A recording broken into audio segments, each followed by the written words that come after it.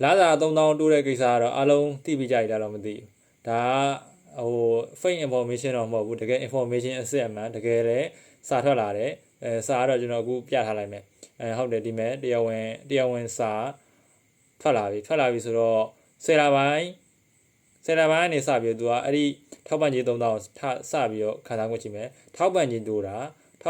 နော်ထောက်ပံ့ကြီးတိုးတာနော်လာစာတိုးတာမဟုတ်ဘူးလာစာတိုးတဲ့ထင်ပါဆိုလို့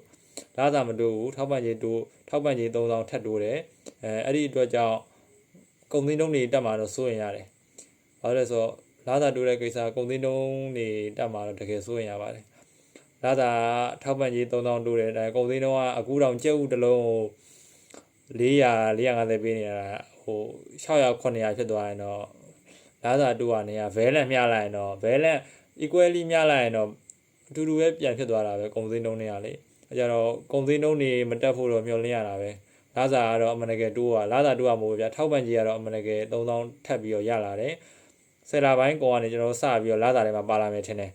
အဲကြတော့ဒီသတင်းကောင်းလေးလာပြီးတော့ပြပေးတာပါဝန်ထမ်းတွေအတွက်တော့ဝန်သားစရာပါပဲအဲ့ဒါပါပဲခင်ဗျာအားလုံးကျေးဇူးတင်ပါတယ်